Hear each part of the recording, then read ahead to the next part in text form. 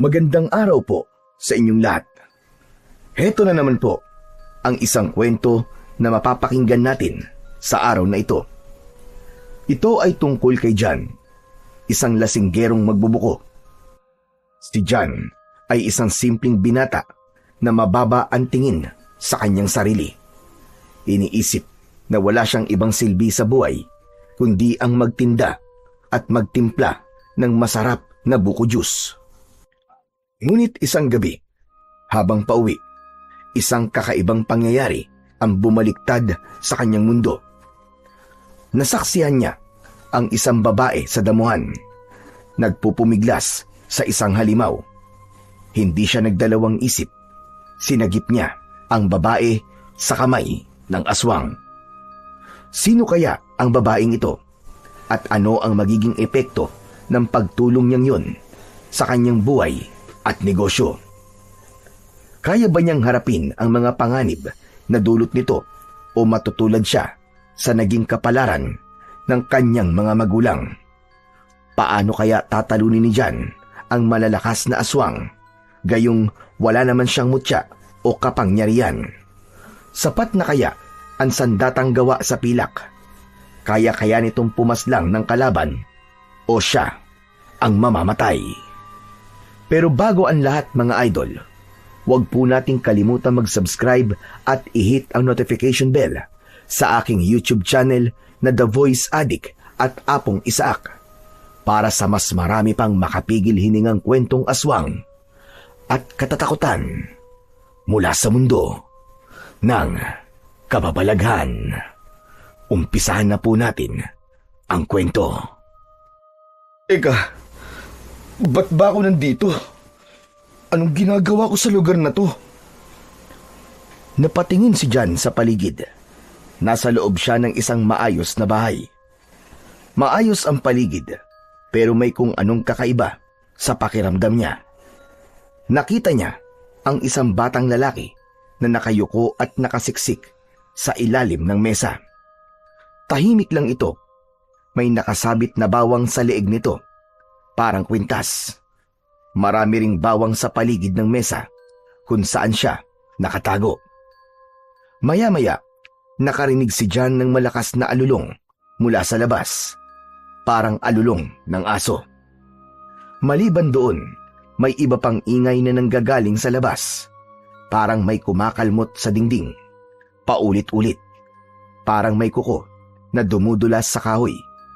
Minsan mabagal, minsan mabilis. May mga bahagi din ng dingding na parang nasisira na.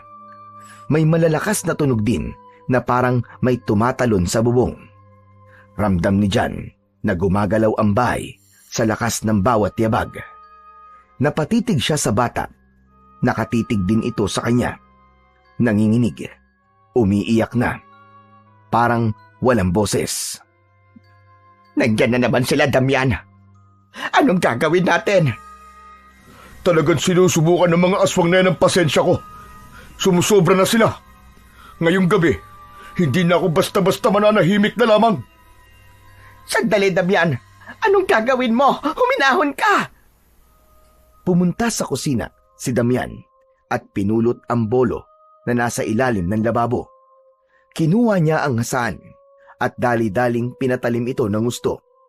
Pinakatitigan, hinaplos ang mga simbolo sa hawakan at talim nito. Parang awa mo na, Damian. Kung ano man ang binabalak mo, huwag mo nang ituloy. Hindi natin sila kaya. Hindi natin sila katulad. Hayaan mo na lang. Aalis din naman ang mga yan mamaya. Aalis? Tapos babalik ulit? Paulit-ulit na lamang tayong tinatakot. Nabubuhay na tayo sa takot, Imelda. Ayoko na. Hindi pwedeng ganito na lang palagi. Visit yung mga aswang na yan. Akala nila, matatakot ako sa kanila. Pero Damian, paano naman kung mapahamak ka? Wala tayong laban sa kanila. Anong walang laban na sinasabi mo? Meron. At lalaban ako ngayon. Kaya humanda sila. Wag na, Damian, wag na. Nakikiusap ako sa'yo. Pabayaan mo na. Kung hindi ngayon, kailan pa tayo kikilos, Imelda? Kailan pa? Naiintindihan ko ang galit mo, Damian. Pero ang iniintindi ko lang naman ay ang pamilya natin. Paano kung masaktan ka? Paano kung mapatay ka nila? Paano kami ni John? Gagawin ko to para sa inyo. Para sa pamilya natin. Dahil mas lalong hindi tayo ligtas kung palagi na lang tayong matatakot sa kanila.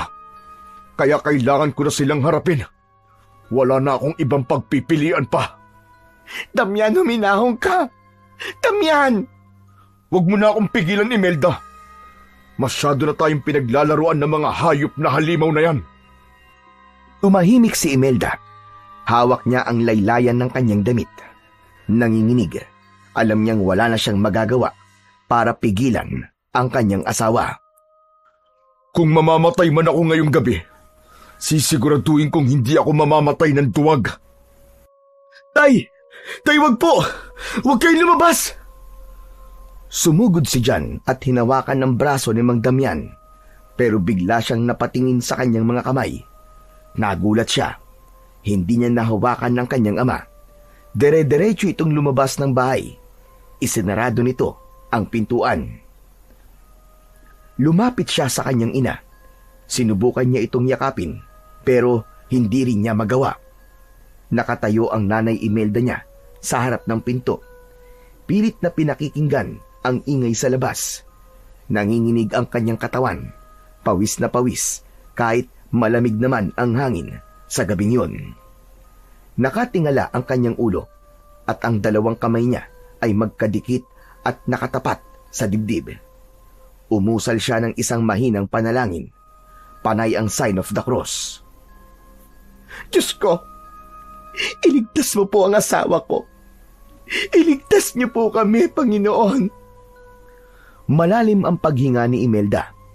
Parang nauubusan na siya ng hangin. Pero pinipigilan niya ang sarili na mapahikbi. Ayaw niyang marinig siya ng kanyang anak na umiiyak. Ayaw niyang makita siya na nanghihina. Kahit nanginginig na ang kanyang mga tuhod at halos hindi na siya makatayo sa sobrang kaba. Pinilit niyang magkunwari na matatag siya, na hindi siya takot, na kaya niya. Dahan-dahan siyang napalingon sa mesa. Sa ilalim nito, naroroon pa rin ang batang si John. Yakap-yakap ang tuhod, nakasubsob ang ulo sa braso. Nanginginig ang mga balikat, tanda ng tahimik na pag-iyak. Lumapit si Aling Imelda, dahan-dahang lumuhod sa tabi ng anak. John, anak, nandito lang si nanay, ha? Huwag kang matakot. Hindi kita pababayaan, anak. Napatingin si John. Napakunot ang kanyang noo. Napalunok siya. Gusto niyang sigawan ang sarili niya. Yakapin o ilayo sa kapahamakan. Pero hindi niya alam kung paano. Naipit siya sa isang masamang panaginip na muling bumuhay sa lahat ng takot na matagal niya nang itinatago. Bumalik sa kanya ang mga alaala. Alam na niya kung ano ang susunod na mga mangyayari. Mabilis niyang tinungo ang pinto. Tumagos siya at napunta sa labas ng kanilang bahay. At doon sa harap ng kanilang tahanan, nakita niya ang isang nilalang na may nakakatakot na anyo. Maitim ang balat nito na parang sunog. May matatalas na ngipin. Mahahaba ang mga kuko at may nanlilisik na mga mata. Ang dila nito ay mahaba, parang ahas. Mas masangsang din ng amoy, parang bulok na laman. Tay! Umalis ka na dyan! Pumasok ka na sa loob! Sige na, Tay! Ngunit hindi siya naririnig ng kanyang ama. Walang patumpik-tumpik, umatake ang aswang. Mabilis ito, mas mabilis kaysa sa kilos ng isang normal na tao. Tila bigla itong nawawala, tapos ay biglang lilitaw sa likuran ng lalaki. Ngunit si Mang Damian hindi nagpatalo sa takot. Maigpit ang hawak niya sa kanyang pilak na bolo. Napansin niyang kapag natatamaan ng bolo niya ang aswang, bigla itong napapaatras. Dahil doon ay nagkaroon siya ng dagdag na lakas ng loob. Halika! Kung akala mo matatakot mo ako, Nagkakamali ka! Sige! Sugod! Sumugod ang aswang. Nakanganga, handang manlapa. Umikot ito sa paligid ni Damian. Naglalaway. Ngunit bago pa man ito tuluyang makalapit, mabilis na umamba ng saksak si Mang Damian. Tinamaan niya ang braso ng aswang. Kumalat ang maitim na dugo sa damuhan. Napaurong ito at napahiyaw sa sakit. Ngunit hindi pa tapos. Ang aswang ay naging isang malaking aso. Muli itong sumugod. Mas galit, mas mapanganib. Lumaban si Mang Damian. Mabilis din ang kanyang mga galaw. Sanay siyang humawak ng kanyang bolo. Sanay siyang humarap sa panganib. Hindi siya umaatras. Habang nakikipaglaban siya, sa loob ng bahay ay nanginginig na si Imelda. Habang pinakikinggan ang bawat kalabog, sigaw at yabag sa labas, hindi na siya nakatiis. Anak, makinig ka. Huwag kang lalabas ng bahay kahit na anong mangyari. Hintayin mo kami dito. Babalik kami ng tatay mo, ha? Tumayo siya at naglakad patungo sa pinto. Binuksan niya ito at tumambad sa kanyang paningin ang naging kalagayan ng kanyang asawa. Marami na rin itong sugat sa katawan, ngunit patuloy pa ring lumalaban. Umabante pa siya. Hawak niya sa kamay ang isang balisong. Gusto niyang tulungan ng asawa niya. Gusto niyang matapos na ang lahat. Ngunit lingid sa kanilang kaalaman, may isa pang aswang na nakaabang sa itaas ng bubong. Tahimik lamang itong nagmamasid. Matutulis ang kuko nito at mukhang mas matanda kaysa sa unang aswang. Ang balat nito ay kulubot, parang balat ng luma at tuyong kahoy. Mula sa bubong, tumalon ito pababa. Walang kaabog-abog, inatake nito si Aling Imelda. Hindi! Nay! Pero huli na, bumulagta ang nanay niya sa malamig na lupa. Tumama ang ulo nito sa batuan at dumaloy mula doon ang mapula niyang dugo. Agad na pinagkakakalmot ng aswang ang tiyan at muka ni Aling Imelda bago ito lumubay. Sa gulat ng ama, nabitiwan nito ang kanyang pilak na sandata at mabilis na tumakbo papunta sa kanyang asawa. Mahal! Mahal, gumising ka! Hindi pwedeng mangyari to! Iwan, mahal! Gumising ka! Niyakap nito ng maigpit ang kanyang pinakamamahal na asawa. Hindi na ito gumagalaw. Hindi na rin humihinga. Sa isang iglap, umatake ang aswang mula sa likuran. Itinusok nito ang mahahaba at matutulis nitong kuko sa likod ni Mang Damian. Tumagos ang mga kuko nito sa katawan ng lalaki. Napamulagat ito at isang patak ng luwa ang bumagsak sa mukha niya. Agad siyang bumulagta. Yakap-yakap ang bangkay ng asawa. Paano? Paano na ang anak ko? Hindi makagalaw si Jan. Nanlalambot ang kanyang tuhod hanggang sa napaluhod siya sa lupa. Sa huling sandali ng kanyang ama, nabanggit pa nito ang kanyang pangalan. Tumulo ang kanyang luha habang pinapanood ang pagkaladkad sa bangkay ng kanyang mga magulang. Nilapa sila ng dalawang aswang. Niluray ang laman, pinilas ang tadyang, kinain ang puso at atay. Ayoko na! Ayoko na! Ayoko na! Tama na! Nangihina siya. Pilit niyang isinara ang mga mata, pero hindi niya maiwasang hindi tignan kung ano ang nangyayari. Hanggang sa may narinig siyang isang mahinang hikbi. Huminto siya sa pag-iyak at nilingon ang pinagmumulan ng tunog.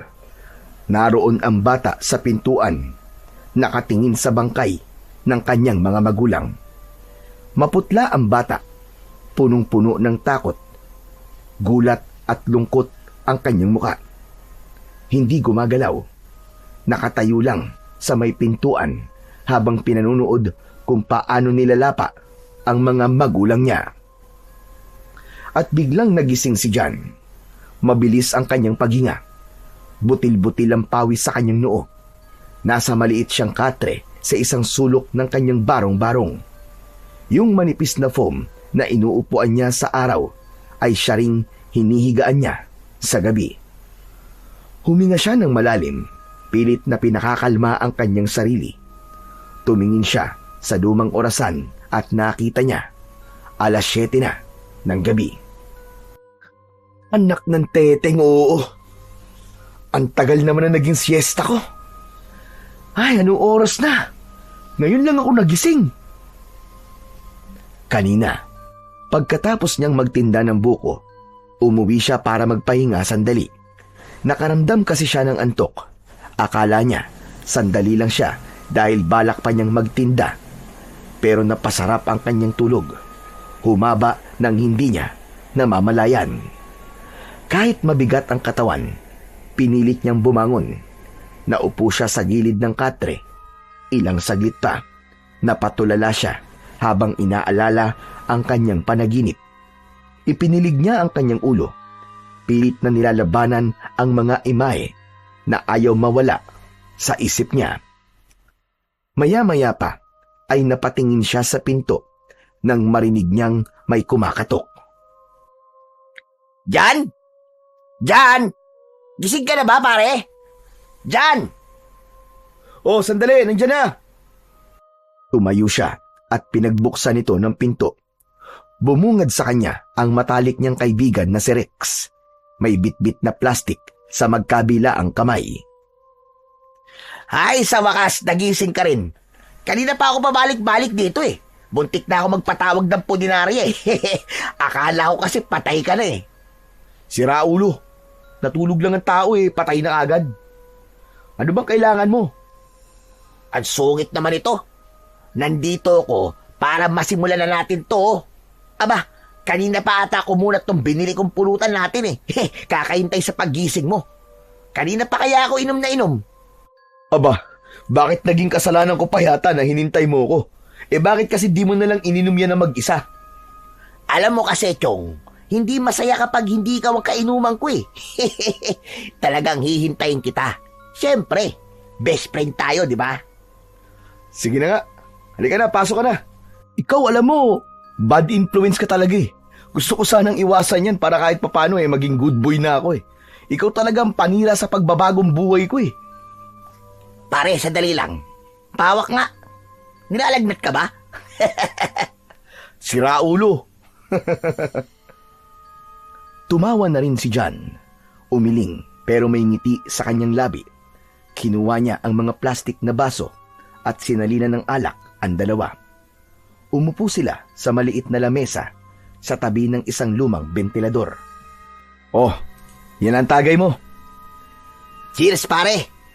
Hanep pa. Pa-cheers-cheers kapag nalalaman dyan ah. Ano ka? Alta? Aba, bakit? Porke dukha ba tayo eh? Hindi na tayo pwedeng gumamit ng salitang cheers? Bakit? Nabibili ba yun ng mga mayayaman? Ang dami mo pang sinasabi. Tumagay ka na lang. Shot puno! Tumahimik sila saglit habang iniinom ang laman ng baso. Maya-maya, sumandal si Rex sa upuan at nagsimulang magkwento. Pre, alam mo, balita ko. Type mo raw yung bagong empleyada dun sa munisipyo ah. Yung bang si Andrea?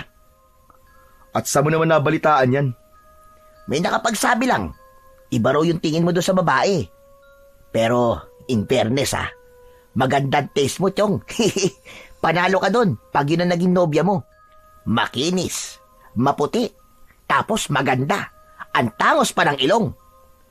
Ikaw tumigil ka nga. Huwag mo nga akong ibuyo doon. Alam mo namang hindi bagay sa akin yun eh. Ha? Hindi bagay? Choosy ka pa niyan?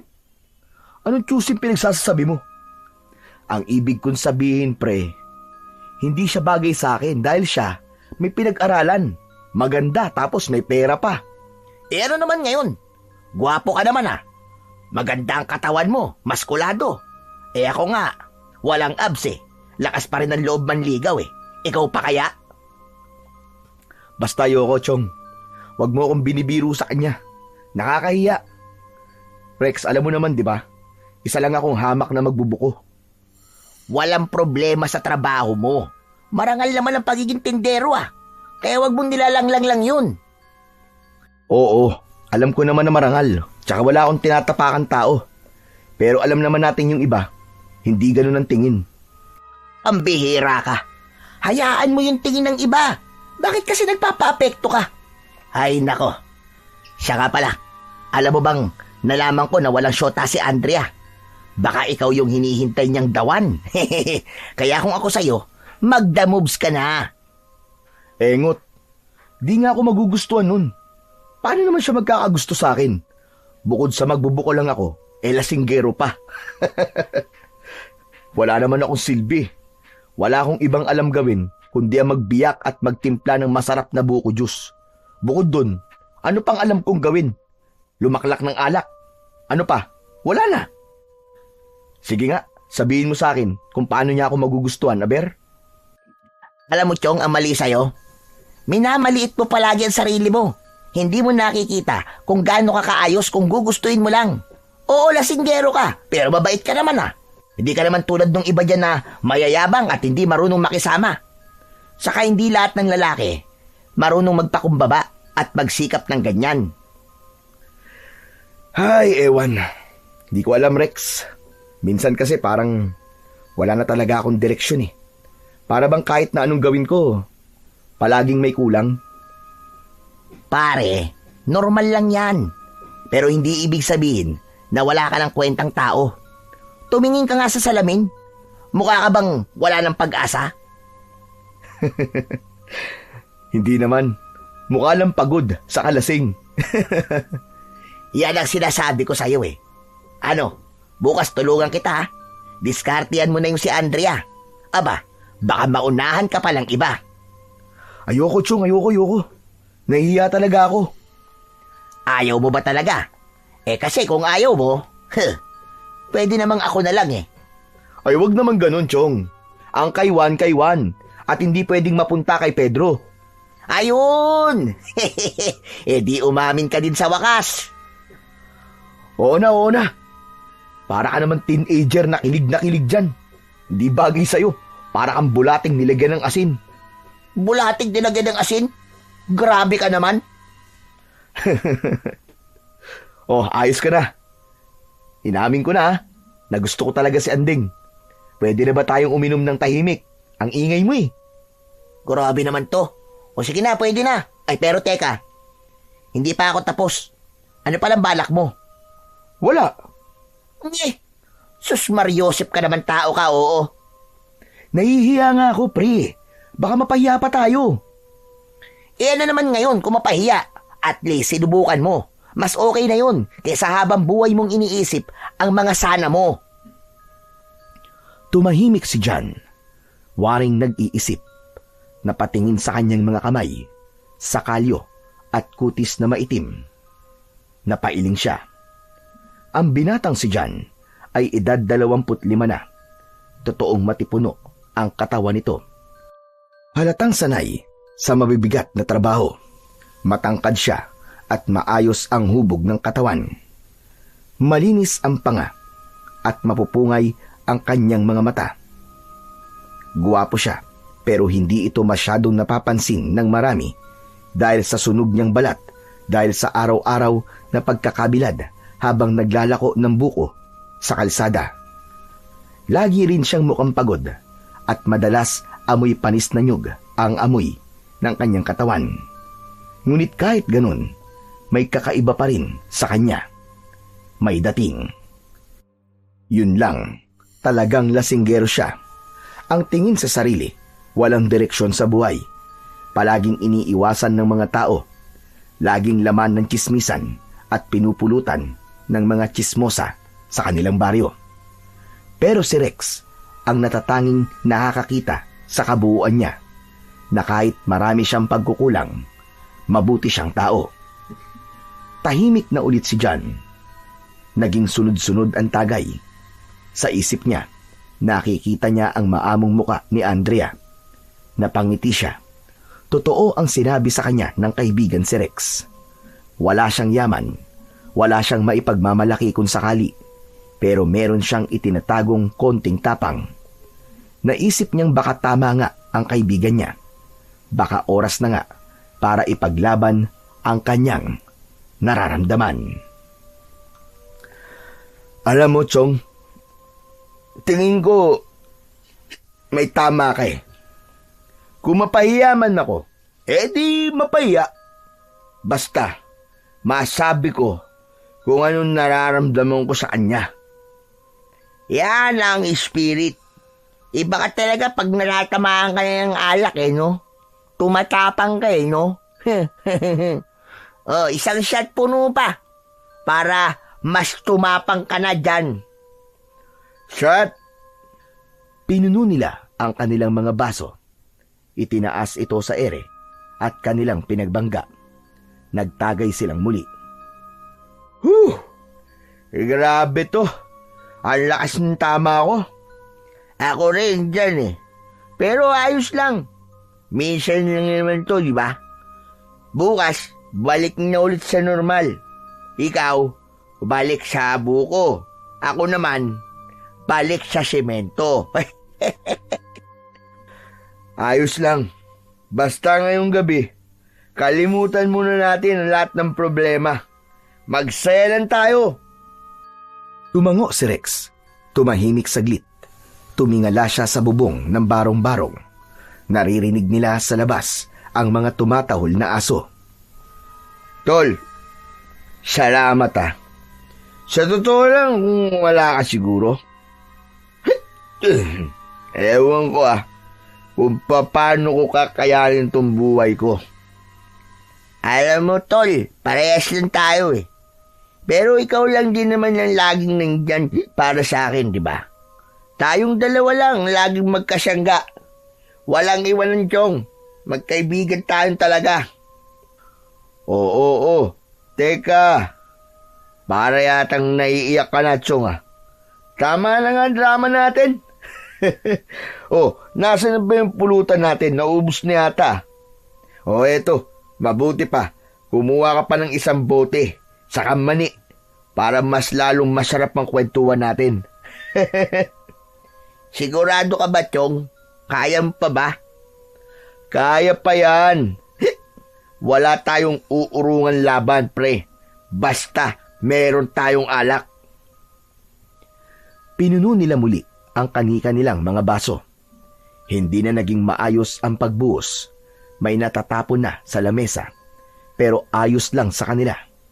Panay ang tawanan nilang dalawa. Masaya silang talaga. Totoong masaya. Dahil kahit papano, nakalimutan nilang sandali ang kanilang mga problema, ang lungkot at mga bangungot na nagpapalungkot, lalong-lalo na para kay John. Mabilis lumipas ang oras. Ang masiglang tawanan ay unti-unting napalitan ng katahimikan. Natapos din ang inuman. Si Rex, nakasandal sa sirasirang upuan. Nakaawang ang bibig. Mahimbing na ang tulog. Si John naman, nakahandusay sa gilid ng lamesa. Ang braso ay nakapatong sa ibabaw nito at ang ulo niya ay nakasubsob sa sariling bisig. Bagsak silang pareho sa sobrang kalasingan. 4:00 ng madaling araw, biglang napadilat si John. Masakit ang ulo niya. Mabigat ang talukap ng kanyang mga mata at parang umiikot ang paligid niya. Ramdam pa rin niya ang malakas na epekto ng alak na nainom nila kagabi ng kanyang matalik na kaibigan. Isang malakas na buntong hininga ang kanyang pinakawalan. Aray! Ito na nga ba ang ayaw ko kapag napapasarap sa inuman Matinding hangover, grabe! Sakit sa ulo. Pero kailangan kumayod para mabuhay ang walang kwentang nilalang. Dahan-dahang tumayo siya. Medyo nangalay pa ang kanyang mga bisig dahil sa pagkakadukdok mula sa lamesa. Tumingin siya kay Rex. Mahimbing pa rin ang tulog nito. Nakasandal pa rin sa sirang upuan. May bagyang laway sa gilid ng bibig. Napailing na lamang ang binata. Pambihira talaga, oo. Tululaway. Hoy, Rex. Rex, alis na ako ah. Ano ba? Umalis ka kung gusto mo. Gusto ko pa matulog. Ayos ah. Lasing na lasing ah. Lakas mo kasing uminom eh. Tinignan niya ang orasan. Nakita niya ang oras. Napamura siya ng mahina. Kaya kahit matamlay at nanlalambot, sinubukan niyang bilisan ang pagkilos. Napapikit siya sandali habang hinahagod ang sariling batok at ulo. Nanginginig pa ang kanyang paa habang dinadampot ang tsinelas. Hindi pwedeng matulog pa. Sayang ang benta. Nagbihis siya, kinuha ang suot na pangalis at isinuot ang lumang sombrero. Kinuha niya rin ang kariton na nakaparada sa gilid ng kanyang barong-barong. Mabuti na lamang at nilinis niya kagabi yun bago pa sila uminom. Maayos ang lagayan ng yelo, kutsilyo at mga plastik na baso at bote. Ang poblasyon ay malapit lang sa kanilang baryo. Hindi kailangan ng tricycle para sa kanya. Kayang-kaya niyang lakarin. Doon siya kumukuha ng buko mula sa mga biyahero na galing pa sa ibang lugar. Sariwa ang mga yon at mura pa ang presyo. Nakasanayan na niya ang ganitong gawain sa halos araw-araw. Habang tinutulak ang kariton, patuloy ang pagkirot ng kanyang ulo dahil sa hangover. Madilim pa ang daan na kanyang tinatahak. Naramdaman niya ang malamig na simoy ng hangin. May konting hamog pa sa paligid. Nang malapit na siya sa bayan, may narinig siyang tila nagkakagulo sa may unahan. May boses ng matanda na tila nagmamakaawa. Nagmamadali siyang humanap ng matataguan sa gilid ng isang tindahan na sarado pa. Sumilip siya at sinikap na makita kung ano ang nangyayari sa ilalim ng ilaw ng poste. May 3 kabataang lalaki. Iniikot-ikutan ang isang matandang payat at mukhang matagal nang hindi nakakakain ng maayos. Lukot ang mukha niya at punong-puno ng mga linya. Mahaba ang buhok niya, magulo at parang hindi na nagsusuklay ng ilang taon. May balbas din ito na makapal at puti na ang kulay.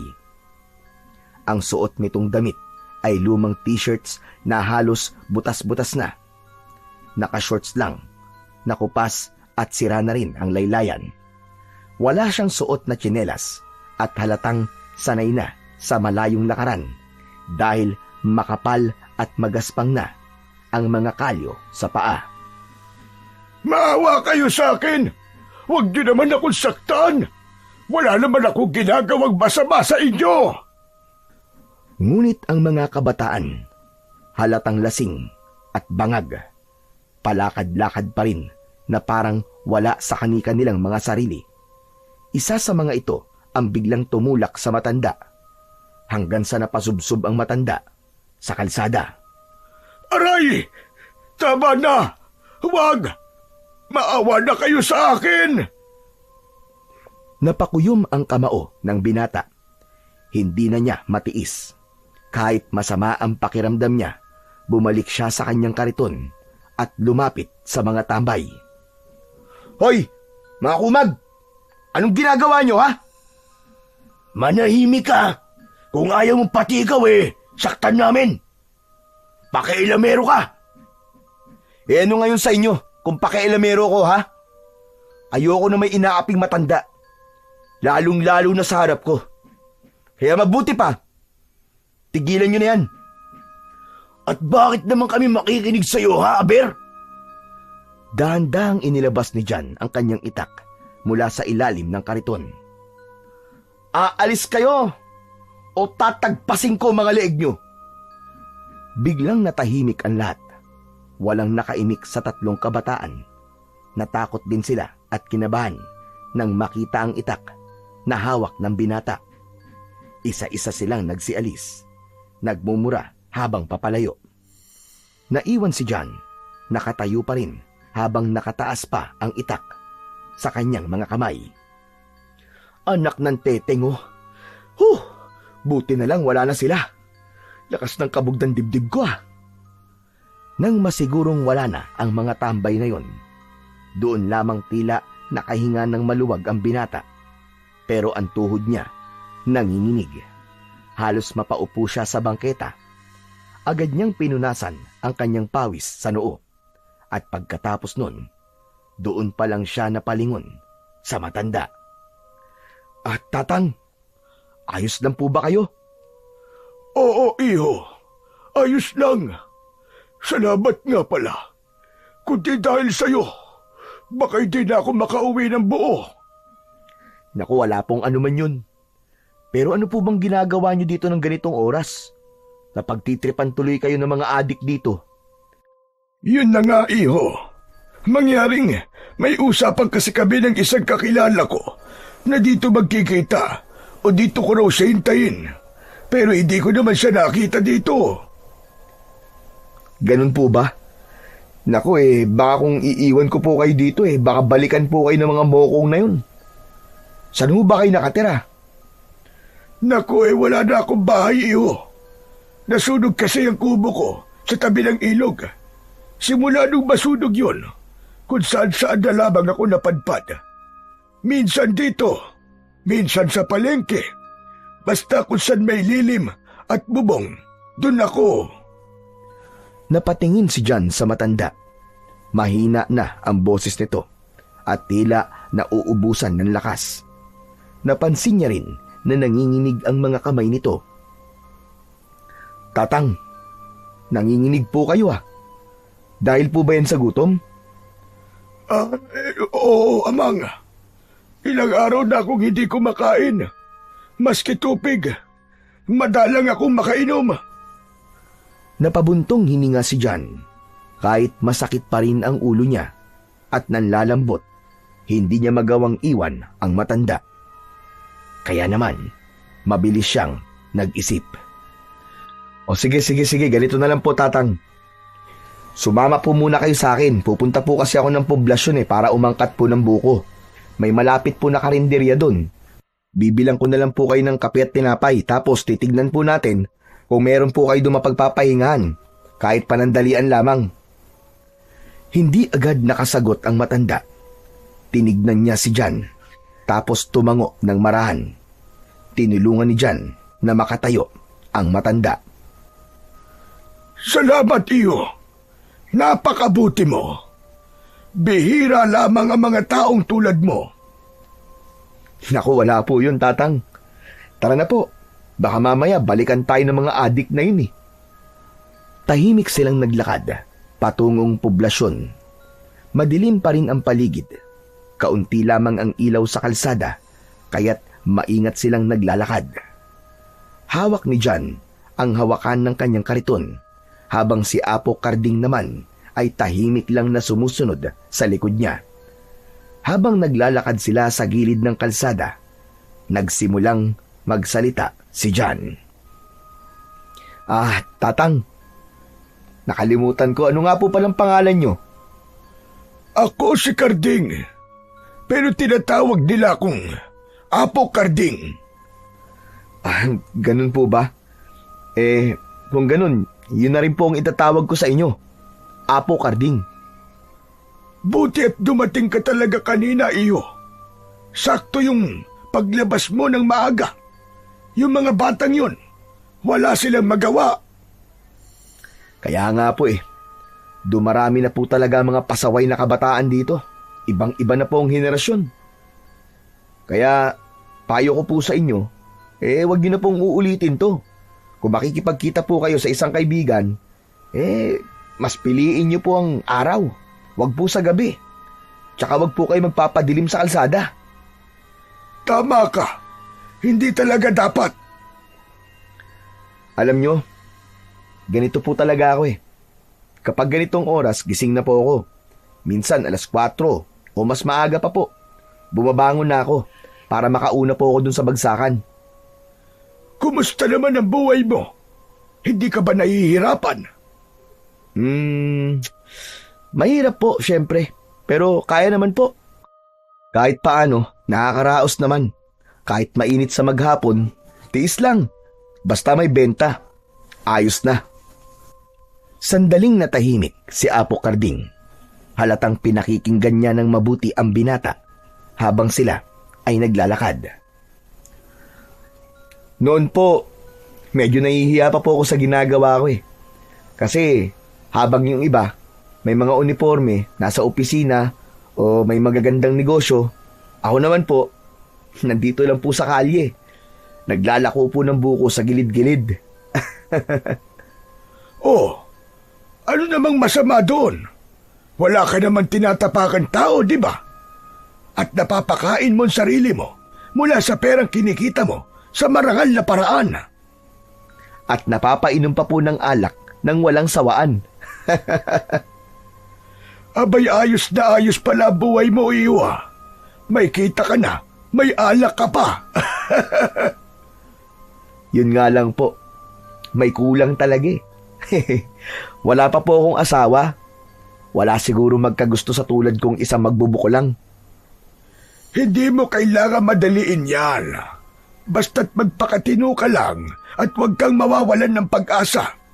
Yung tamang tao, darating din yan sa tamang panahon. Sana nga po. Kasi minsan parang wala naman talagang patutunguhan tong ganitong buhay eh. Mali ka. Ito ang isipin mo, iyo. Ang mahalaga, hindi ka tumitigil. Tuloy-tuloy ka lang. Ang taong nagsisikap, laging may aasahang ginawa kahit papano. Kahit mabagal. Basta't dire-diretso ka lang. Napatingin si John sa matanda. Hindi niya inaasahan na ganito pala ito magsalita. May lalim, may laman. Tatang, Apo Karding, nakakagaan ng loob yung marinig ah. Salamat po ah. Kayo po ba? Matagal na po ba kayo dito? Abay, oo naman. Dati pa ako dito. Pero mula nga nang masunog ang bahay ko, kung saan-saan na lamang ako nakarating. Wala na rin akong pamilya. Nako, parehas po pala tayo. Ako rin po eh. Wala na rin po akong pamilya. Mag-isa na lang po ako nakatira sa bahay kong tagpi-tagpi. May maayos po kaming bahay dati. Kasama ang mga magulang ko. Ang kaso, wala eh. Bata pa lang po ako, namatay na sila. Yung mga kamag-anak ko po, na kumupkup sa akin, inangkin na yung bahay namin. Wala na rin po akong nagawa. Kung minsan talaga, ang buhay at tadhana ay sadyang malupit. Oo nga po eh. Kaya nga ngayon, kahit mahirap, pinipilit ko na lang pong maging matatag. Mahusay ka dyan. Hindi lahat ng bata kayang tumayong mag-isa. Samantalang ikaw, nakatayo ka pa rin kahit maraming pagsubok ang nasa iyong harapan. Salamat po, Tatang. Hindi ko po alam kung hanggang kailan po ako ganito. Pero habang kaya ko pa, bira, laban lang po. Ngumiti si John. Gumaan ang pakiramdam niya. Matagal na siyang hindi nagkikwento ng ganito sa ibang tao. Sa saglit na pag-uusap nila ng matanda, marami siyang natutunan at marami siyang naramdaman. Nalaman niyang may handang makinig at may handang umintindi sa kanya. Nagpatuloy sila sa paglalakad. Alam mo, Tatang, parehas lang naman tayong walang kasama sa buhay. Kung gusto niyo po, doon na po kayo tumira sa akin. Walang sumagot. Biglang napatigil si John at lumingon sa likod. Ngunit wala na doon ang matanda. Hala, nasaan na yun? Anak ng teteng, oo. Tatang! Apo Karding! Apo Karding!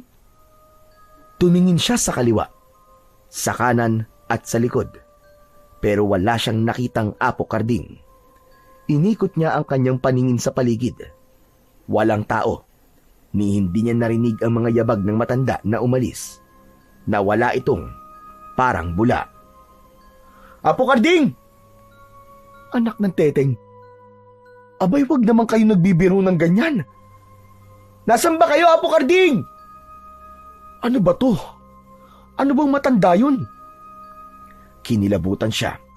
Parang may malamig na hangin na dumaan sa batok niya.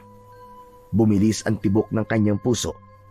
Mas lalo pa siyang ninerbiyos nang biglang may umalulong na aso sa tabi ng kalsada. Mabilis niyang itinulak ang kariton paalis. Hindi na siya lumingon pa. Sa isip niya, baka multo ang matanda. Pagdating sa poblasyon, pinilit niyang wag na lang isipin ang nangyari. Nag-focus siya sa kanyang dapat na gawin. Nakita niyang may mga biyahero na nag-aabang.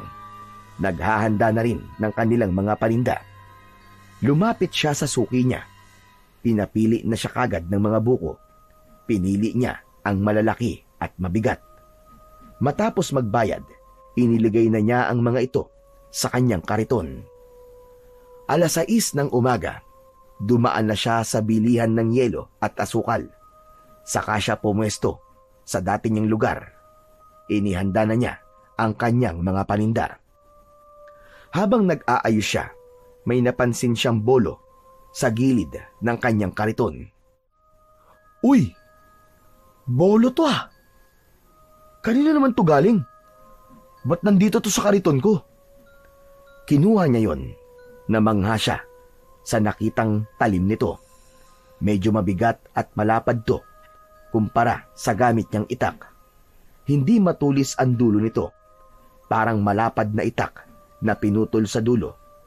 Hinugasan niya ito at sinabon, saka sinubukang gamitin. Pinatong niya ang buko sa kariton at tinaga ito. Uy! Ayos ah! Ang talim naman ito! Walang kahirap-hirap! Pero kalaunan, tinigil din niya ang kanyang ginagawa. Hindi ko alam kung saan ang galing to o kung saan to ginamit. Mabuti pa siguro itapong ko na lang mamaya to. Baka mamaya ginamit pa tong murder weapon eh. Tapos nahawakan ko pa. Eh di tiklo ako. May naiwang fingerprints ko rito. Nako. Teka. Ano kaya? Mabuti pa itago ko na lang to. Isinuksok niya ang bolo sa ilalim ng kariton. Itinapon niya ang mga buko na nabiyak na niya at saka siya naghugas ng kanyang mga kamay. Magandang umaga. Uy! Andrea, ikaw pala. Magandang umaga din. Anong kailangan mo? Nagtitinda ka na ba? Baka gusto mo naman akong pagbilan ng 1 piraso. Yung sariwa yung sabaw lang. Walang halong asukal. Masama kasi pakiramdam ko eh. May UTI na naman yata ako. Ha? Sige. Isa lang ba? Oo, isa lang. Hindi ba sumasakit ang tiyan mo pag umiinom ka nito ng ganito kaaga? Hindi naman. Magaan nga sa pakiramdam eh. Masarap sa tiyan. Mas nakaka-refresh. Namili ng magandang klasing buko si John. Yung malauhog kung tawagin. Pinutasan lamang niya ang dulo nito sa kanya nilagyan ng straw bago iabot kay Andrea. Heto na po, ma'am. Magkano? Huwag na. Libre na yan. Sa'yo na. Hala, wag naman, nakakahiya. Buena mano yata ako eh. Magkano to? Babayaran ko. Hindi, ma'am. Libre ko na po talaga yan sa inyo. Sigurado ka ba? Opo. Sabi mo yan ha. Salamat. Pero sa susunod, pag bumili ako ulit, doble na ang bayad ko sa'yo. Salamat ulit, John. Tumalikod na si Andrea at habang papalayo ito, napatulala si John. Napangiti siya ng mag-isa. Napakamot sa batok habang tinititigan ang papalayong dalaga. Hindi ako makapaniwala. Kilala niya ako. Biglang umabog ang dibdib niya. Parang hindi siya makapaniwala. Hindi niya matiyak kung napangiti siya dahil sa libre niyang naibigay na sabaw ng buko o dahil binanggit ni Andrea ang pangalan niya. Buo at malinaw. Pambihira! Kilala niya talaga ang pangalan ko. Napaupo siya sa tabi ng kariton. Napailing na may ngiti. Bakit niya alam ang pangalan ko? First time pa lang naman niya na bumili sa akin. Kinilig ang binata. Kakaiba ang saya na nararamdaman niya ng mga sandaling yun. Kahit puyat, pagod at may hangover, naging magaan ang kanyang araw. Nawala ang lahat ng bigat. Maagang napaubos ni John ang kanyang paninda. Marami ang nauhaw sa init ng panahon. Kaya naman, 2:00 pa lang ay ubos na ang laman ng kanyang kariton. Masaya siyang umuwi. Ayos ah! Swerte pa lang magbigay ng libre sa unang customer. Pagdating sa bahay, agad siyang dumiretso sa kusina. Kumuha siya ng pitsil, naglagay ng tubig at maraming yelo. Halos maubos niya ang laman ng pitsil sa iisang tungga lang.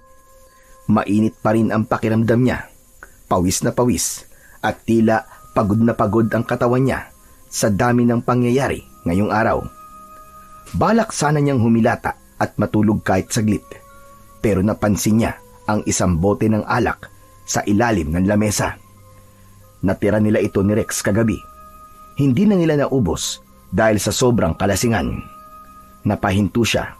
Sandali siyang tumitig sa bote at napalunok. Sayang naman to. Mauubos na ang espiritu nito kapag hindi na inom. Kinuha niya ang bote, binuksan at nagsalin sa baso. Wala siyang pulutan, pero ayos lang. Umupo siya sa sahig, sumandal sa dingding, at dahan-dahang uminom. Masaya ang araw na to. Dapat mag-celebrate. Bigla niyang naalala ang bolo na nasa kanyang kariton. Tumayo siya at kinuha yun. Ipinasok sa kanyang bahay. Matagal niya itong tinitigan. Bakit parang may kakaiba sa'yo? Mas inilapit pa niya ito at tinitigang mabuti. Parang nakita ko na to dati. Unti-unting napapikit siya. May bumalik sa kanyang alaala, pero hindi niya maaninag ng buo. Maya-maya pa ay tila nakita niya sa kanyang isip ang kanyang ama na si Tatay Damian. Nakatayo sa labas ng kanilang bahay, hawak ang bolo na katulad ng kanyang hawak. Hindi. Ganito ba yun? Ganito ba talaga ang bolo ni Tatay? Bumilis ang tibok ng kanyang puso.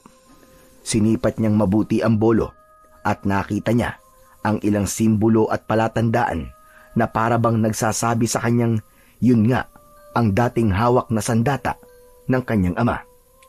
Ngunit hindi niya maintindihan kung paano at bakit napunta sa kanya ang isang bagay na matagal nang nawala sa kanya. Hindi pwede. Kung ito yung kay Tatay, yung ginamit niya nung gabi. Ay. Napahawak siya sa ulo niya. Nagsimulang manginig ang kanyang mga kamay. Napabitaw siya sa hawak na bolo at agad na pinulot ang bote ng alak. Diretso niya itong tinungga. Paanong napunta to sa akin? Bumuntong hininga siya. Unti-unting lumuha ang kanyang mga mata. Kinuha niya ulit ang bote at tinungga ang natitirang alak. At nang maubos niya to, dahan-dahan siyang humiga sa banig at ipinikit ang mga mata. Ngunit ilang sandali lang ay biglang may kumatok sa pintuan. Tumayo siya at pinagbuksan niya ito. Kapitbahay nila ito. Ibinalita nito sa kanya na naaksidente si Rex sa construction site. Nalaglag. Ano? Ano sabi mo? Naaksidente si Rex? Inulit ng lalaki ang kanyang sinabi. Hindi na nag-aksaya ng panahon si Jan. Nagpalit na lang siya ng tsinelas at agad na nagpunta sa poblasyon kung saan naroon ang klinik. Pagdating niya doon, nakita niya ang kaibigan si Rex na nakahiga. May benda ang braso. Rex, tol! Ano nangyari sa'yo? Konting aksidente lang, Chong. Pero ayos na ako. Maswerte pa rin kasi na-dislocate lang ang braso ko. Malayo sa bituka. Matagal pa ang buhay ko, no? Sira ulo. Mabuti di nabagok ang ulo mo. Tumama din naman. Pero syempre, matigas ang bungo ko eh. Kaya walang epekto. Ano pa ba ang kailangan mo dito? May maitutulong ba ako? Yun na nga, pre. Nahihiyaman ako pero sige na nga. Mangungutang sana ako pandagdag sa ibabayad ko dito. Babayaran ko rin kagad kapag nakabalik na ako sa trabaho. Meron naman ako ditong ipon. Ipapahiram ko sa'yo. Ayos. Salamat, pre ha. Abait mo talaga. Pakis nga. Oo, wag na. Pinautang ka lang mangkikis ka na. O heto, kunin mo. O siya nga pala, uuwi rin ako mamaya. Ayos lang, pre. Mamaya, nandito na rin siguro si nanay. May makakasama na ako. Baka kasi bukas pa ako makalabas dito Ayos naman pala, pre. O sige, habang wala pa siya dito, ako na muna ang bantay mo. Nagkwentuhan pa sila ng konti nang masigurong ligtas na si Rex at may nag-aasikaso na. Nagpaalam na ang binata. Gabi na rin at kailangan niya ng magpahinga para sa panibagong araw ng pagtitinda. Madilim na ang paligid nang lumabas siya sa klinika. Sa kalagitnaan ng kanyang paglalakad, napahinto siya. Tinignan niya ang paligid. Medyo madilim at di sumasapat ang ilaw ng mga poste sa gilid ng kalsada.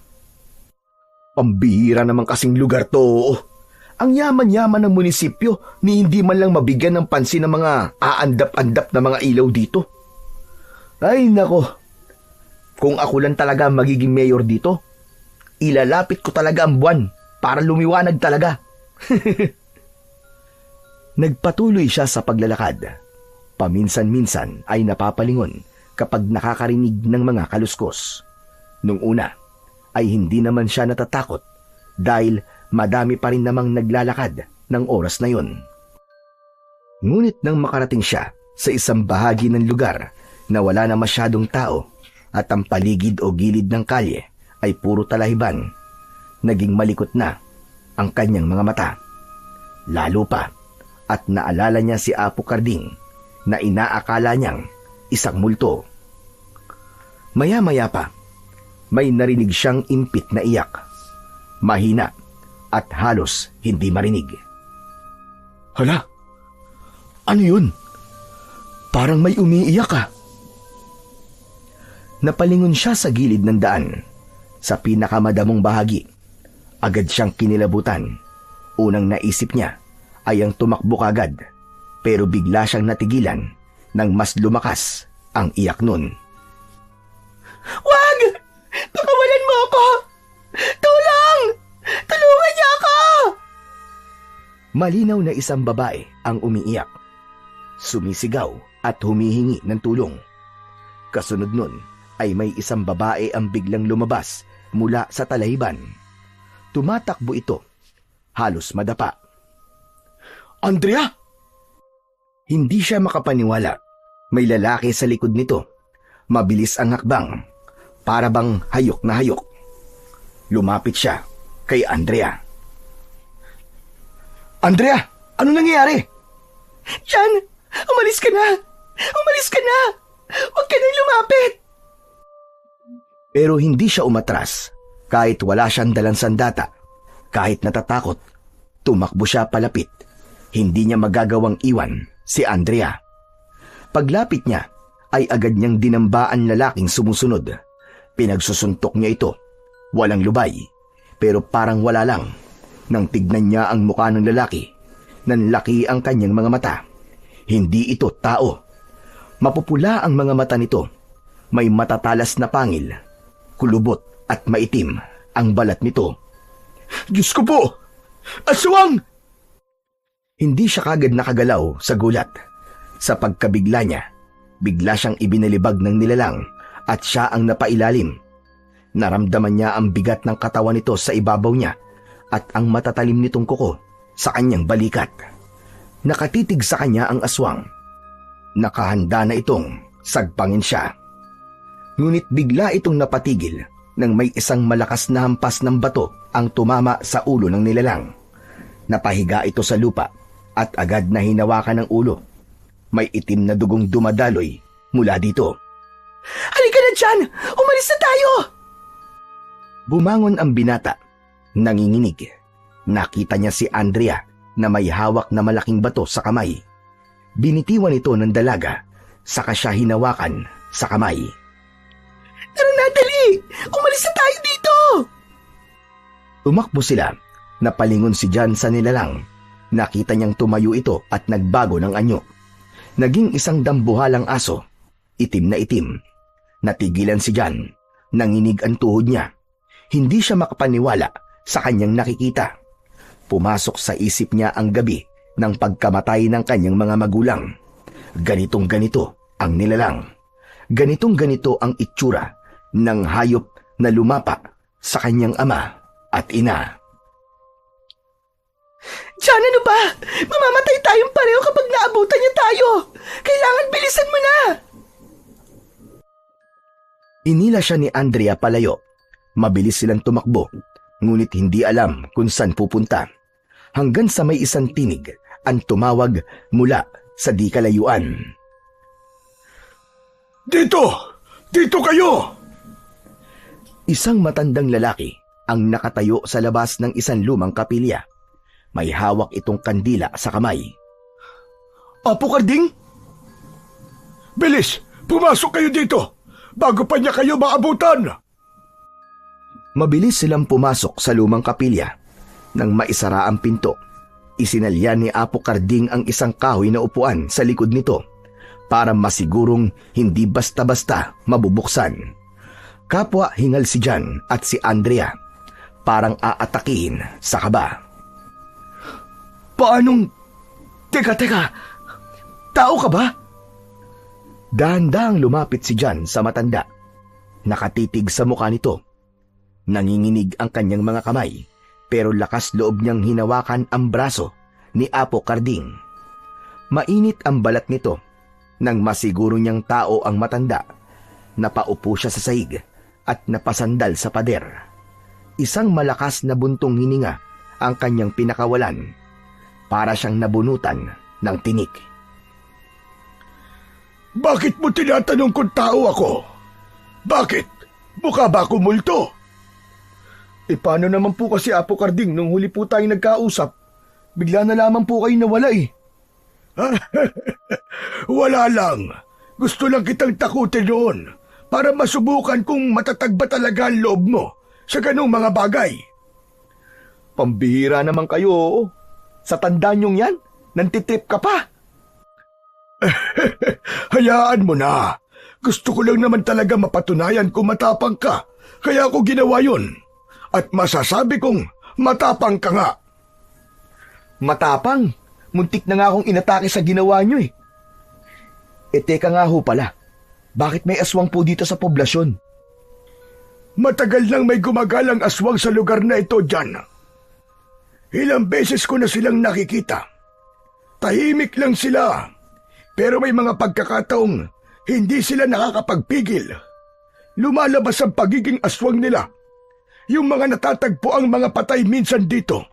Sila ang may kagagawan nun. Mga hayop talaga ang mga yan. Alam niyo ba, Apo Karding? Mga aswang po ang pumatay sa mga magulang ko. Halos mahigit 2 dekada na po. Buhat nang mangyari yon. Kaya akala ko po wala na sila. Meron pa rin pala. Hindi naman sila nawawala eh. Nandyan lang sila sa ating paligid. Bumabalik-balik kapag gutom. Itong kasama mo, sino siya? Si Andrea po. Siya talaga yung balak na aswangin ng aswang na yun eh. Oo nga pala. Anong ginagawa mo sa damuhan ng ganitong oras? May inutos kasi sa akin sa munisipyo. Tinapos ko muna. At yun, inabot ako ng gabi. Naglalakad ako nang biglang may lumapit sa akin. Akala ko hold upin lang ako. Pero bigla niya akong kinaladkad sa damuhan. Doon ko nakita ang mukha niya. Grabe! Halimaw siya! Nagsisisigaw ako. Mabuti na lang at dumating ka dyan. Kung hindi, baka patay na siguro ako ngayon. Ha? Ikaw nga nagligtas sa akin eh. Akala ko nga katapusan ko na kanina eh. Hindi naman kasi basta-basta mapapatay yun. Kaya kailangan magtulungan tayo. Aswang yun eh. Tao lang tayo. Yumuko si Andrea, parang muling kinilabutan at nakaramdam ng takot. Biglang may narinig silang kumaluskos sa labas ng kapilya. Sumunod ang isang mahabang alulong. Nanigas ang katawan ni Jan at ni Andrea sa takot. Nang marinig yun, agad kumilos si Apo Karding. May kinuha siya sa isang sulok at nakita ng dalawa na asin ang bitbit nito. Agad nitong sinabuyan ang pintuan, ang mga bintana at ang sahig sa paligid nilang tatlo. Ano po yan, Apo Karding? Asin to. Mainam to laban sa mga aswang. Hindi sila makakalapit sa lugar na may asin. Kaya kung minsan, kapag may aswang sa paligid, ito ang ginagamit para maprotektahan ng pamilya. Naalala ni Jan ang nakaraan. Ganon din ang ginawa ng kanyang mga magulang noon. Nagsasaboy sila ng asin sa bahay at nagsasabit din ng mga bawang. Tumigil ang malalakas na alulong, ngunit biglang may kumalabog sa itaas ng kapilya. Naglalakad ito doon, pabalik-balik, mabibigat ang mga yapak. Talagang ayaw mong tumigil Anong gagawin natin, Apo Karding? Wala. Hihintayin lang natin. Magsasawa din yan. Aalis din yan kapag maisip niyang hindi niya talaga tayo mabibiktima dito. Tahimik silang tatlo sa loob. Magkakadikit, nakikiramdam sa bawat kaluskos sa labas.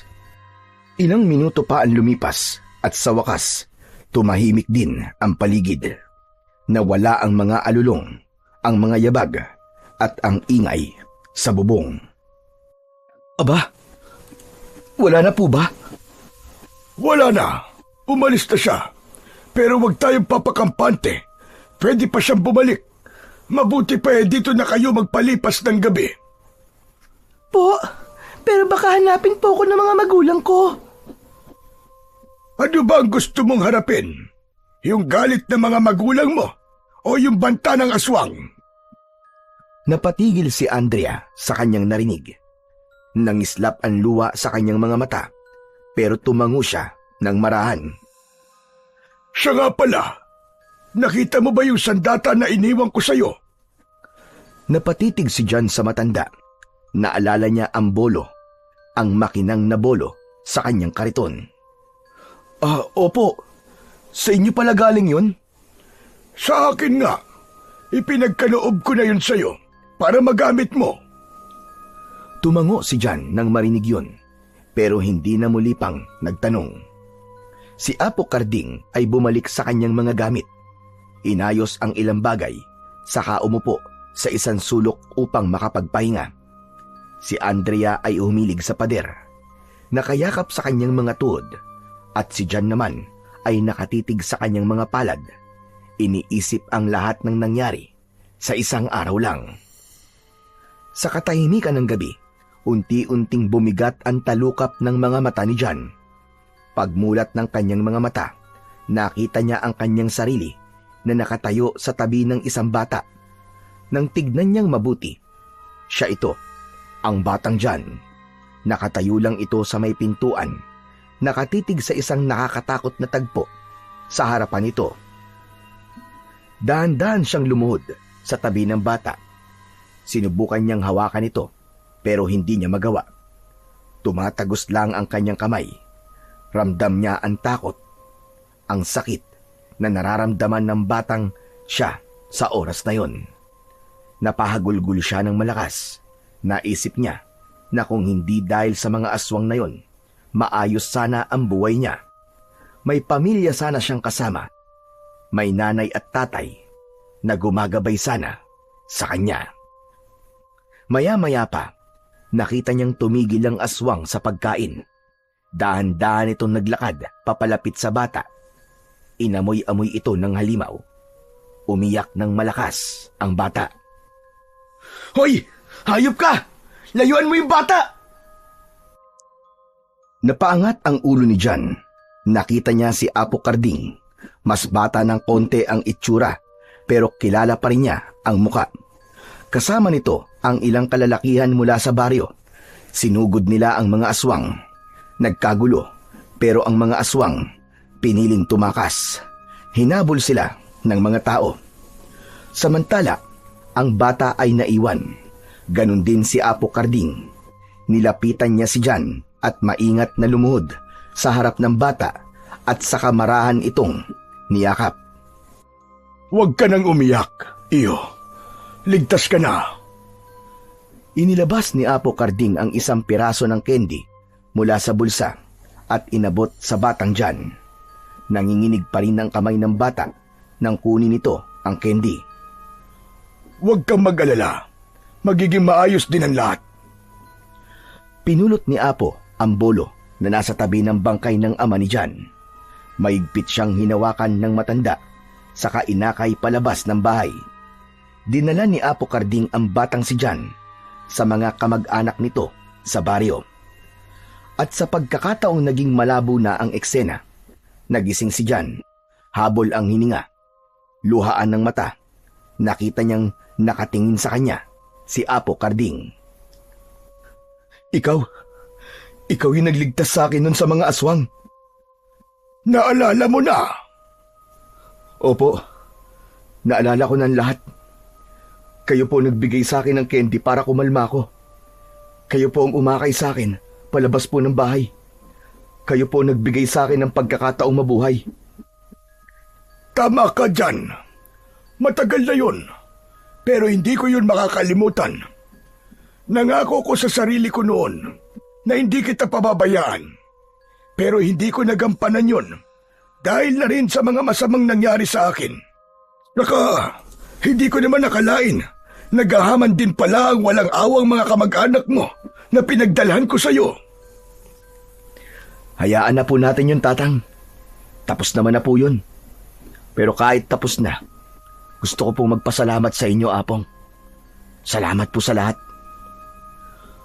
Tumango ang matanda. Inilapat ang palad sa balikat ni John.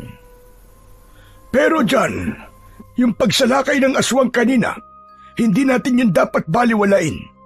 Natitiyak kung babalikan kayo ng aswang. Kailangan mong maghanda. Po, ano pong dapat kong gawin? Dapat kang maging matapang at dapat palagi mong ihanda ang sarili mo. Huwag mong kakalimutang magdala palagi ng sandata. Yung binigay ko sa'yo, sandata yun ng iyong ama. Pwede mo yung gamitin laban sa mga aswang. Anumang sandata na gawa sa pilak ay makakasugat sa kanila. At kapag nasugatan sila, tiyak na manghihina sila. Kaya gamitin mo yun sa oras ng panganib. Opo, hindi ko po hahayaan na mangyari ulit ang nangyari sa pamilya ko. Yan ang tamang damdamin dyan. Ang galit ay gamitin sa tama. Ang lakas ay gamitin para protektahan ang mga inosente. Matapos mag-usap, tumahimik na ulit sa loob ng kapilya. Pagsapit ng umaga, inaya niya si Apo Karding na doon na lamang tumira sa kanya, pero tumanggi ang matanda. Nagpaalam na silang dalawa ni Andrea at umuwi sa kani-kanilang mga bahay. Sa araw na yon, hindi na siya nakapagtinda pa ng buko. Pagdating ni John sa kanyang bahay, agad niyang kinuha ang bolo ng kanyang ama at tinitigang mabuti. Maya-maya pa ay umiyak siya dahil sa biglang naramdaman niya ang pangungulila sa kanyang mga magulang. Hanggang sa naramdaman niyang nanginig ang kanyang mga kamay. Pinilit niyang kumalma pero hindi tumigil ang kanyang panginginig. Binitiwan niya ang hawak at saka lumabas.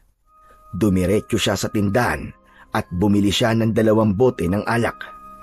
Nang makabalik sa bahay, umupo siya sa isang bangko sa loob at agad na ininom ang isang bote. Gusto niyang alisin ang lungkot, takot at kilabot na nararamdaman niya. Nang maubos ang unang bote, Binuksan niya na kagad ang pangalawa, pero nang itataas na sana niya para uminom, bigla siyang natigilan. Muli siyang napaiyak. Ang kamay niya ay bumaba at sadyang binitiwan niya ang alak. Bumagsak ang bote sa sahig. Natapon ang alak. Tumayo siya at kinuha ang bolo. Dumiretso siya sa likod ng bahay kung saan nakatambak ang mga kahoy na ginagamit niya sa pagluluto. Pinagtataga niya ang mga yun. Isa-isa ng mariin. Bawat hataw ay parang binubuhos niya lahat ang kanyang mga nararamdaman dito. Ngunit ilang hataw pa, napansin niyang hindi man lang siya nahirapan sa pagsisibak. Matalim ang bolo, magaan sa kanyang pakiramdam. Habang abala siya sa kanyang ginagawa, dumating naman ang matalik niyang kaibigan na si Rex. O pre, pambihira, anong ginagawa mo? Rex, nakalabas ka na pala. Oo, pinalabas na ako eh. Wala na akong pambayad eh. Bakit nga pala ang aga mo magsibak ng kahoy ha? Saka, bakit ka nandito? Hindi ka ba nagtinda? Hindi na muna. Eh bakit? Alam mo, pupunta lang sana ako sa tindahan eh. Pero narinig ko na parang may nagtataga dito eh. Kaya tinigdan ko. Ano ba nangyayari sa'yo? Ha? Hoy, alam mo ba? May narinig akong usap-usapan kanina doon sa klinik. May nakita daw na aswang kagabi doon sa may poblasyon. Isang malaking aso raw. Talaga? Oo, yun ang usap-usapan ng mga tao nandun kanina. Tapos eto pa, may mga natagpuan daw na mga patay na hayop sa ilang lugar. Grabe no? Yung mga tao, ang gagaling gumawa ng kwento. Hindi ako naniniwala sa mga ganun. Aswang. Ikaw, naniniwala ka ba na totoo mga aswang? Oo naman, Rex. Ha? Naniniwala ka talaga? Bakit naman? Hindi mo ba alam na biktima ng aswang ang mga magulang ko nun? Ha? Talaga? Nako pre, di ko alam yun. Ano nangyari? Maabang kwento, Rex. Saka, ayaw ko na munang pag-usapan ngayon. Halika na lang sa loob. Pumasok na ang dalawa sa loob ng bahay. Agad na nakita ni Rex ang basyo ng alak sa lamesa. Tapos ay pasimple nitong inamoy ang kaibigan. Uy! Amoy alak ka, Chong ah. Uminom ka na mag-isa? Pambihira. Ang daya mo naman. Hindi mo man lang ako tinawag. Wala yan. Pampatanggal lang ng nervyos. Nanginginig kasi ako kanina eh. May nervyos ka na? Nako, baka naman alkoholik ka na. Alam mo yun, yung kapag hindi nakakainom ng alak, nanginginig. Sira ulo. Hindi pa naman ako ganun kasagupa sa alkohol, no? Tumigil ka nga dyan. Habang nag-aasaran ang dalawa, may biglang kumatok sa pintuan. Nagkatinginan ang magkaibigan. Nang buksan ni John ang pinto, bumungad dun si Andrea. May bitbit na 2 basket na puno ng grocery. Oh, Andrea, anong ginagawa mo dito? Gusto ko lang ibigay sa'yo to, John. Ano yan? Pasasalamat ko to sa'yo. Ha? Wala ka namang dapat na... Meron, John. Marami akong dapat ipagpasalamat. Dahil sa'yo nakatakas ako sa mga aswang kagabi. Kung hindi dahil sa'yo, baka patay na ako ngayon. Nagulat si Rex sa kanyang narinig. Ha? Teka. Aswang? Nakita niyo yung sinasabi nilang aswang kagabi? Oo. Muntik na akong biktimay ng aswang na yon. Pero dumating siya. Iniligtas niya ako. Talaga? Iniligtas mo siya, pre? Wow! Ang astig doon. Ang galing mo, ha? Kinuwento ni Andrea ang lahat ng nangyari kagabi. Habang nakikinig si Rex, nanlalaki ang mga mata niya sa takot at pagkamangha. Nang matapos ang kwento, bumuntong hininga ito at bumaling kay John. Anak ng... Totoo? Ang dami palang nangyari sa'yo kagabi. Pero saludo ko sa'yo, Chong. Salamat. Pero Dito kay Andrea talaga humanga kagabi. Grabe, ang tapang pala niya. Parehas lang naman tayo eh. Ayos yan. Alam nyo, hindi nyo kailangan matakot. Kung talagang babalikan kayo ng aswang na yon, nandito ako. Tutulungan ko kayong labanan sila. Hindi ko sila uurungan. Ah, siya ka pala. Yamang nandito ka na lang din, Andrea. Gusto mo bang magmerienda? Sandali at kukuha lang ako sa tindahan. Naku, wag na. Wag ka na magkabala, hindi na kailangan. Aalis din kasi ako kagad. Papasok pa kasi ako sa munisipyo eh. Gusto ko lang talagang iabot tong pasasalamat ko kay John. O sige na. Aalis na ako. Sige, mag-iingat ka, Andrea. Ano bang oras ang labas mo mamaya? Sunduin kita tapos ihatid ka namin sa inyo. Naku, wala ka nang dapat alalahanin. Sila mama at papa, sinabi nila na susunduin daw nila ako. Ganun ba? Sige. Umalis na si Andrea, pero bago umalis, nag-iwan siya ng isang matamis na ngiti kay John. Nang mawala sa paningin ang dalaga, bumuntong hininga ang binata at maya-maya pa, napangiti na rin siya ng konti. Hoy! Aba, anong ngiti yan, ha? Baliw, ano sinasabi mo? Uy, wag ka lang magkaila. Kinikilig ka, pre. Akala mo di ko pansin? Halos manigas ka na kanina dyan sa kinatatayuan mo nang makita mo palang si Andrea. Grabe ha, hindi ko akalain na mabilis ka naman palang dumiskarte. Galing mo, Chong, bilib ako sa'yo. Ikaw pa talaga ang binibigyan ng regalo. Manahimik ka nga dyan. Nagpapasalamat lang naman yung tao eh. Sus, nagkukunwari ka pa. Kunwari, di mo ramdam. Alam kong alam mo na, malakas din ang tama sa'yo ni Andrea. Uy, crush siya ng crush niya. Sana all. Sana all, sana all. Huwag kang ganyan. Baka marinig niya eh. Nakakahiya. Saka, huwag mong bigyan ng mali siya yun. Ay nako, isasanla ko buong pamilya ko, pre. Pustahan tayo. Siguradong may gusto rin sa'yo si Anding. Ikaw ang lakas mo talagang mang-asar, no? Totoo naman kasi yun eh. Nakita mo ba yung ngiti niya kanina? Kinikilig din yun sa'yo kanina, pre. Baliw ka. Wala yun. Ninitian lang ako ng tao eh.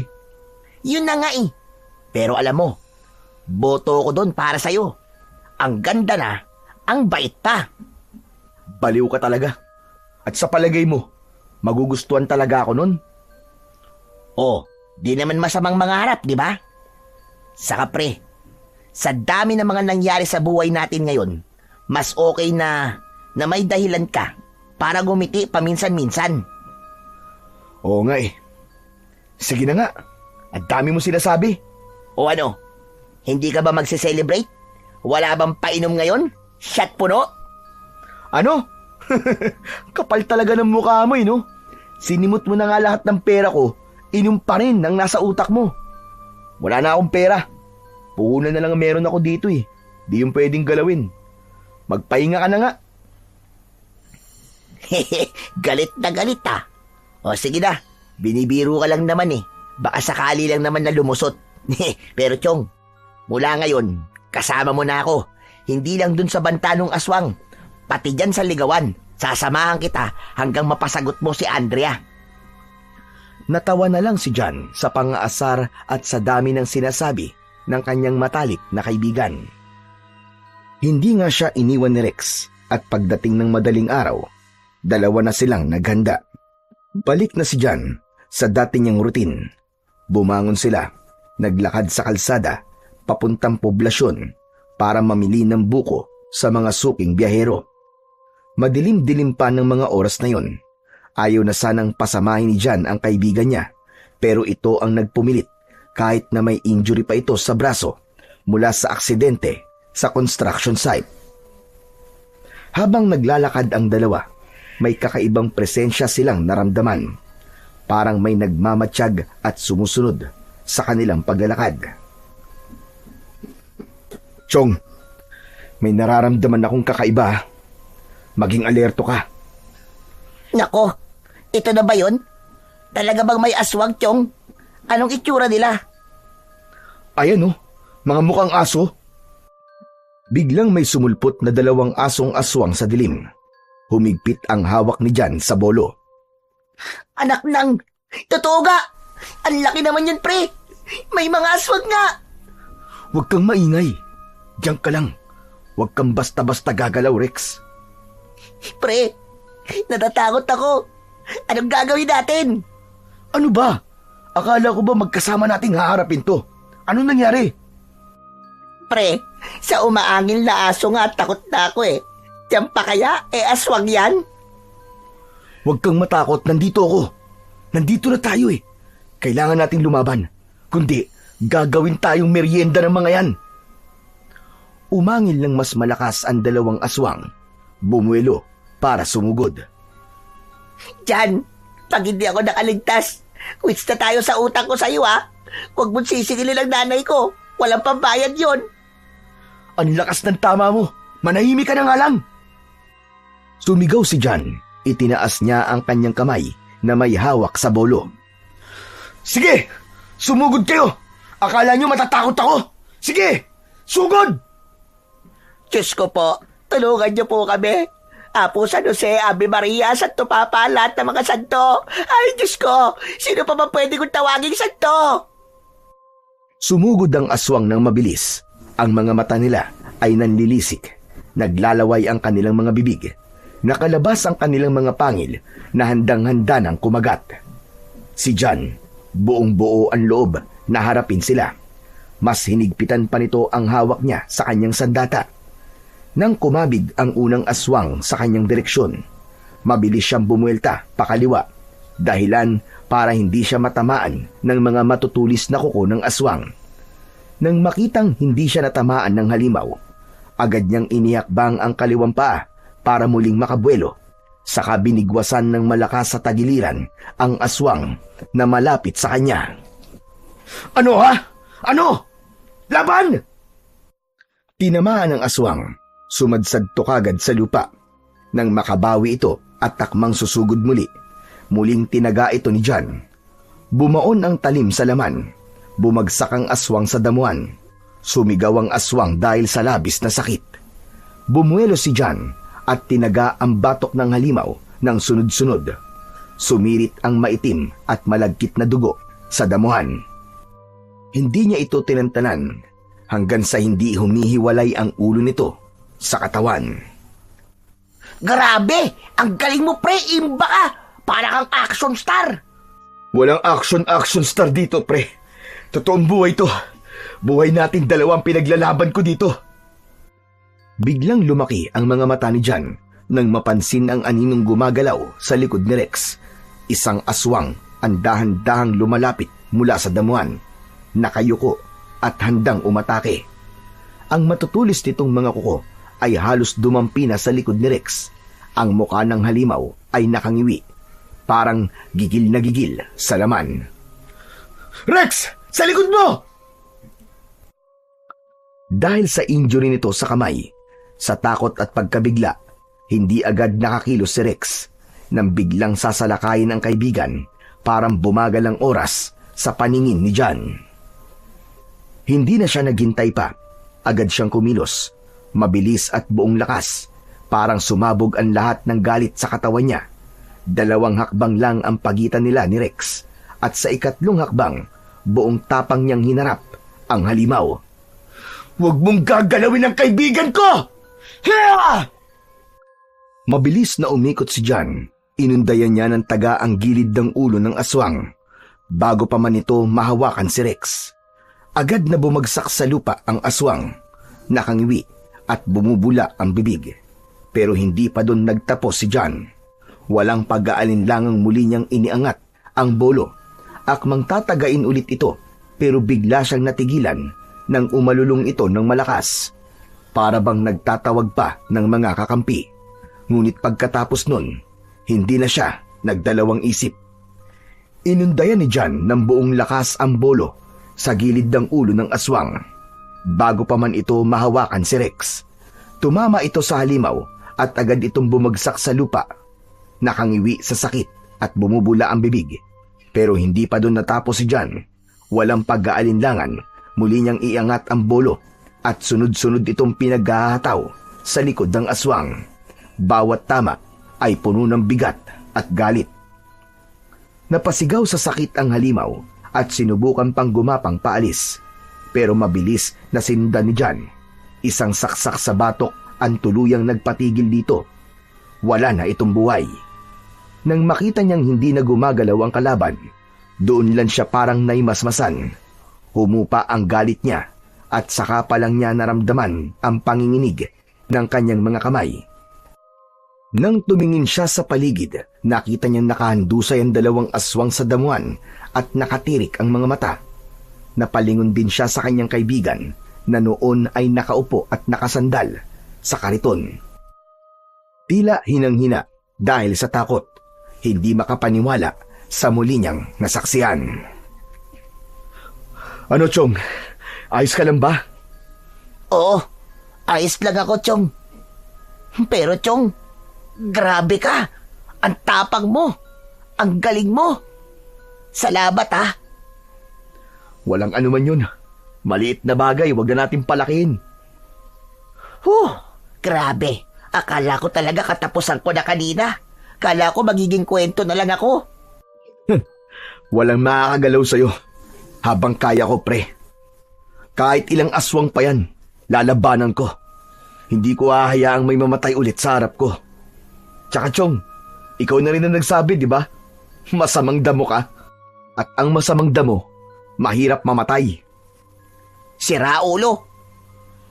Napatingin si John sa hawak niyang sandata. Naalala niya ang kanyang ama. Hindi lang yun simpleng sandata. Iniisip niyang pamana ito sa kanya. Tara na, may pupuntahan tayo. Ha? Saan naman? Kailangan tumalaman ni Apong. Anong gagawin natin sa bangkay ng mga aswang na yan? Gusto mong ilibing sila?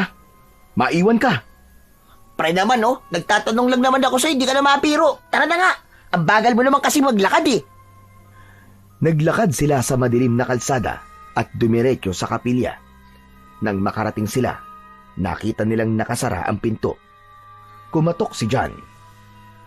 Tao po! Tao po!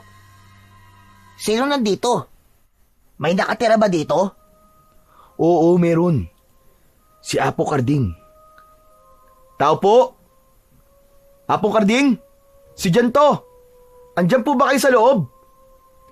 Chong, wala yatang tao eh. Hindi pwede. Kailangan ko siya makausap. Nasaan kaya siya ngayon? Maya-maya pa ay nakarinig sila ng isang malakas na sitsit. Mula sa likod ng isang puno na malapit sa kapilya ay nakita nilang nakatayo ang isang matanda.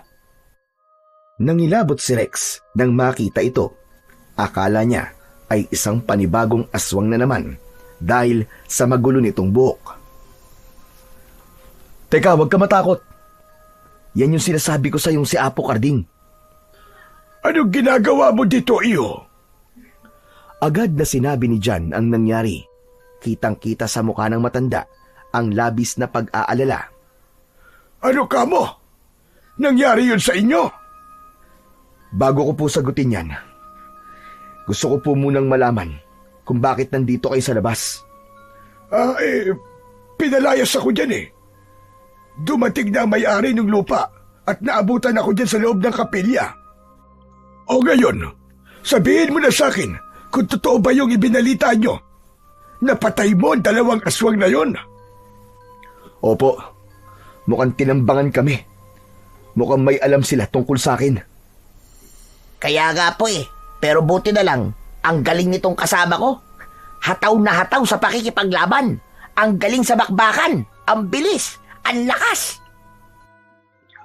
Walang emosyon ang mukha ng matanda. Lalong nangunot ang noo nito at tila nag-isip ng malalim. Maya-maya pa ay biglang bumuntong hininga. Mas lalo na magiging mapanganib dahil sa nangyari. Po? Bakit po? Paano? Natuklasan ko na hindi lang isa o dalawa ang aswang dito sa poblasyon. Isang pamilya sila at tiyak na hindi sila titigil. hanggat hindi nakakapaghiganti. Hanip din. At sila pa ngayon na may balak na maghiganti sa akin. Pero sila ang walang habas sa pagpatay at pananakot dito. Mga demonyo sila. Kaya ko po silang harapin. Hindi ako natatakot sa kanila. Hindi kailanman. Alam ko yun, Jan. Pero kilala ka na ngayon ng pamilya ng mga aswang. Tsak na mas iinit ang labanan. Kailangan mo maging alerto sa lahat ng oras. Maging mapagmasid ka sa paligid. Nakahanda po ako palagi, Tatang. Hindi lang sarili mo ang dapat mong ihanda. Dapat maging ang mga taong malapit sa iyo, ang mga mahal mo sa buhay. Natahimik si Jan nang sabihin ni Apo Karding ang mga katagang yun. Parang bumigat ang kanyang pakiramdam, pero buo ang loob niyang lumaban. Tatang, wala naman po akong pamilya na dapat protektahan eh. Wala din po akong kamag-anak na malapit sa akin. Kaya sino naman po ang pupuntiryahin nila? Kung wala, ikaw mismo ang aatakihin nila dyan. Kaya kailangan mong maganda.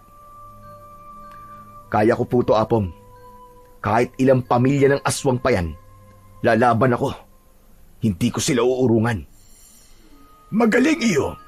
Kaya ngayon, tutuparin ko na rin ang pangako ko sa iyo nung bata ka pa. Ang pangakong hindi kita pababayaan. Tutulungan kita sa gera dyan. Hindi ko hahayaang masasaktan ka ng mga aswang na yon. Napatitig si Jan sa matanda. Kahit matagal na ang nakaraan, parang bumalik sa kanyang isipan ang lahat. Ang araw na nawala ang kanyang pamilya at sinagip siya ng matanda sa mga aswang. Nangako nga ito na ipagtatanggol siya at di pababayaan, pero hindi yun natupad noon. Pero ngayon, muling nangako ang matanda. Nabuhayan ng loob ang binata. Naglakad na ang tatlo pauwi sa baryo ni na Jan. Habang binabaybay nila ang kalsada pauwi, nakita nila ang maraming tao na nagkukumpulan sa isang lugar. Lumapit sila. Nakita nilang pinagkakaguluhan ng mga ito ang bangkay ng 2 dambuhalang aso. Iba-iba ang naging opinyon ng mga tao tungkol dito. May naniniwalang aswang ang mga ito at meron din namang hindi. Habang nakatayo silang tatlo, biglang napansin ni Rex ang isang lalaki. Tinititigan nito si Jan ng matalim. Halos hindi kumukurap. Chong! Tinititigan ka ng lalaki, oh. Masama ang tingin sa'yo. Tignan mo. Nasaan? Doon, sa gilid. Yung matanda na nakasombrero ng itim. Nakita ni Jan ang isang matandang lalaki. Nakatayo lang sa gilid. Nakatitig sa kanya ng mariin. Ang mga mata nito ay parang may galit na gustong kumawala.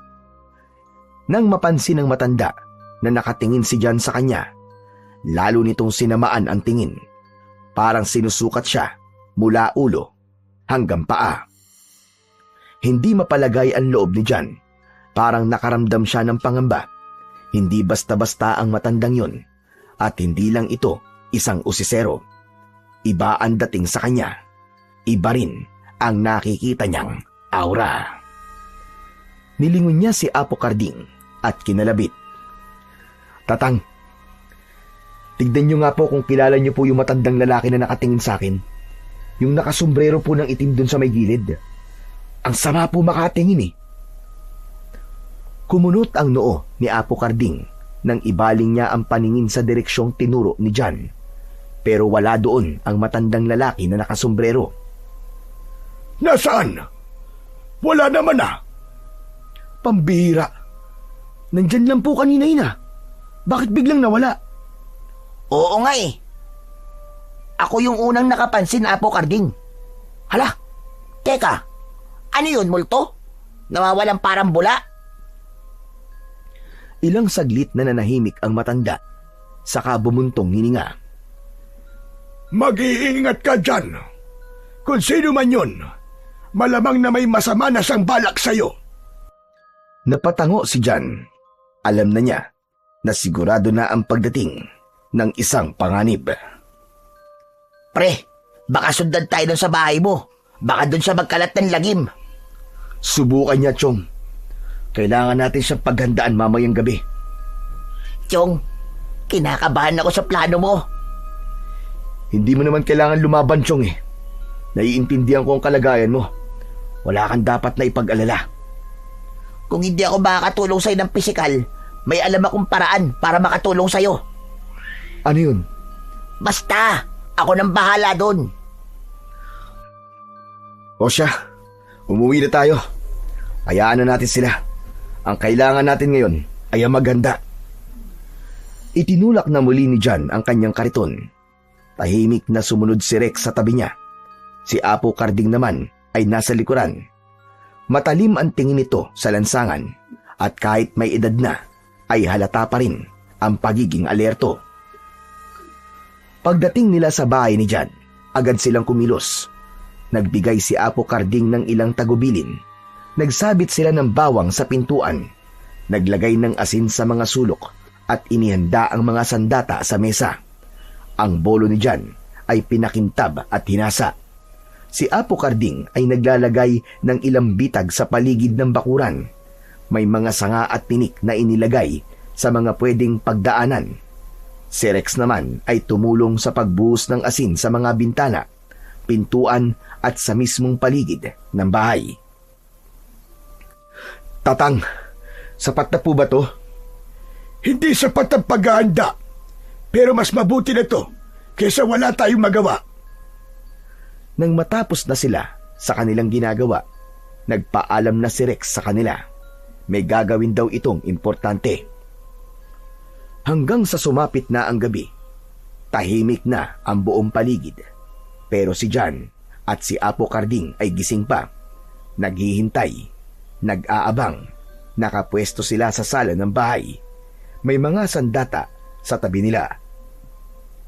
Maya-maya pa, may narinig silang kaluskos sa labas.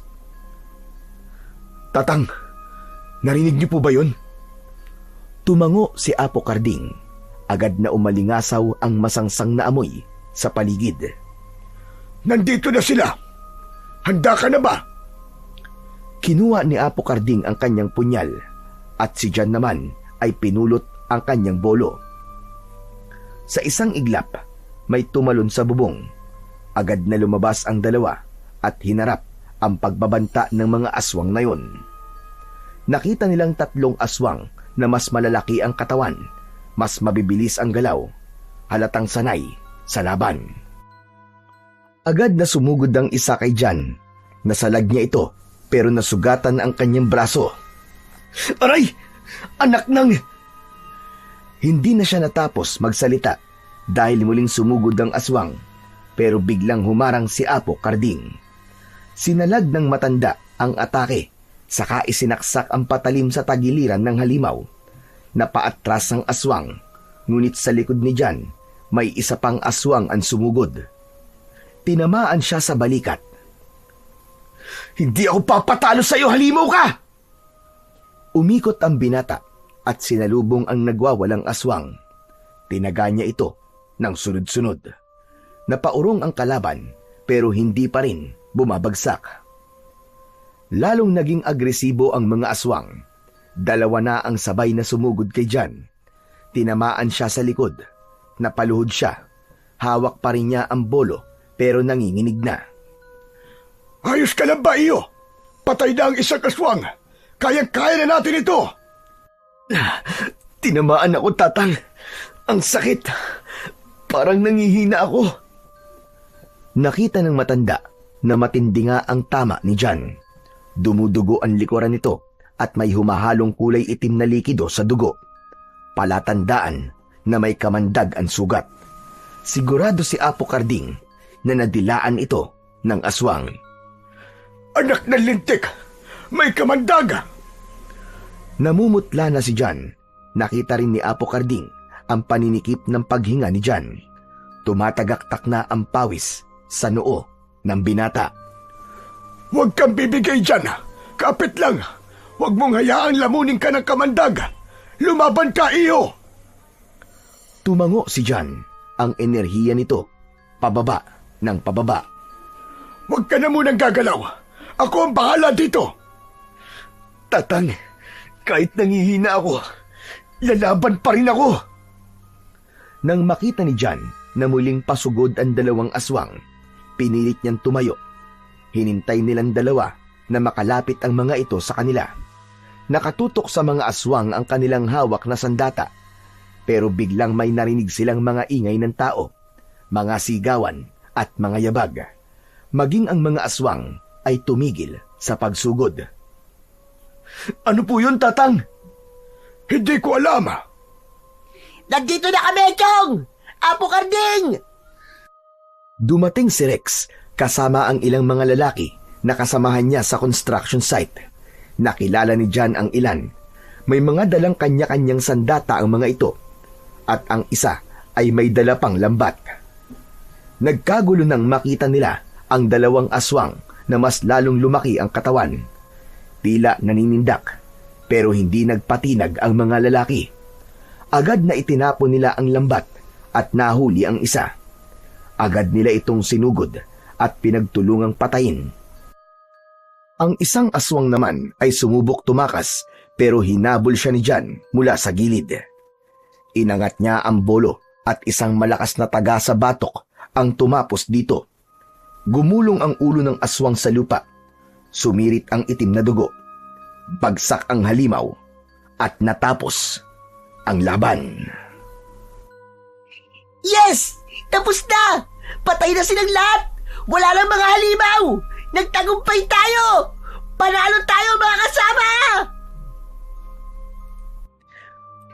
Pagkasigaw ni Rex ng ganun, nagsigawan ang ilan, nagsitalunan sa tuwa at nagkamayan. May iba pang ang niyakap ang mga kasamaan. Hindi sila makapaniwala na nakapatay sila ng aswang. O, di ba? Sabi ko naman sa iyo yung isang kamay ko, naging marami. Mabuti na lang at nakahanap ako ng mga kamay na handang tumulong. Ang galing mo, Chong. Ngayon, ako na ang may utang sa'yo. Utang ko sa inyong lahat ang buhay ko. Salamat. Salamat sa inyong lahat. Tumango si Apo Karding. Duguan ng balikat at may sugat sa noo, pero nakatayo pa rin. Abasya, maraming salamat sa inyong lahat. Alam nyo, malalakas ang mga nakalaban nating aswang. Malalakas ang mga nilalang ng dilim. Pero kung sama-sama, kaya natin silang tapatan. Mas lalong lumakas ang sigawan dahil sa tuwa. Pero ilang minuto ang nakaraan, si John biglang nawalan ng malay. Agad silang pinagtulungang dalhin sa bahay ng isang kilalang albularyo sa malapit na bayan. Doon ay maingat na ginamot ang mga sugat ni John at Apo Karding. Maingat na nilinis ang mga tama sa kanilang katawan at matagumpay ding naalis ang kamandag ng aswang sa dugo ng binata. Umaga na nang payagan silang umuwi. Pagkarating nila, bumaba na kagad si John sa tricycle. Nagulat siya nang sumalubong sa kanya si Andrea. May hawak itong maliit na supot ng tinapay. Kitang-kita sa mukha nito ang matinding pag-aalala. Nang makalapit siya kay John, niyakap niya ito ng marahan. Wala siyang pakialam sa mga taong nakatingin. John, nabalitaan ko ang nangyari sa'yo. Mabuti na lang at ligtas ka. Hindi nakapagsalita si John. Noon lang may yumakap sa kanya ng ganun. Nag-alala ako para sa'yo, John. Talaga palang binalikan ka ng mga aswang na yon. Masaya ako na buhay ka. Napangiti si John at sa araw na yon, nagsimula ang unti-unting pag-usbong ng pagmamahalan sa pagitan nila. Lumipas ang maraming taon. Tuloy-tuloy pa rin ang buko business ni John, pero sa pagkakataong ito, may kasama na siyang pamilya, si Andrea. Nagkatuluyan sila at nagkaroon ng 2 anak. Masipag ang asawa niya at marunong sa pagpapatakbo ng negosyo, kaya lalo itong lumago. Meron na silang sariling logo at packaging. May mga franchise na rin. Ang pangalan ng kanilang negosyo ay Buko ni Jan, na naging kilala sa buong bayan at karatig lugar bilang isa sa pinakamasarap na buko juice. Pero hindi lang sa buko naging kilala si Jan. Ang dating lasinggerong magbubuko na palagi nilang pinagchichismisan ay kilala nila bilang kanilang tagapagtanggol ng kapayapaan. Marami ang humanga sa tapang niya at kabutihan ng puso. Samantalang si Rex naman ay nakabalik na sa kanyang trabaho at na-promote bilang mason. Hindi na siya labor. Samantala, si Apo Karding naman ay siyang madalas na nagbabantay sa mga bata na itinuturing na niyang apo. Madalas makikita ito na nagkikwento ng mga magagandang kwento na kinagigiliwan ng mga anak ni Jan at Andrea. Ang lahat ay namuhay ng tahimik, kabilang na ang buong baryo at ang poblasyon. Ang mga tao, hindi na sila takot sa dilim dahil alam nila may pagkakaisa sila at marami ang handang lumaban para sa isa't isa.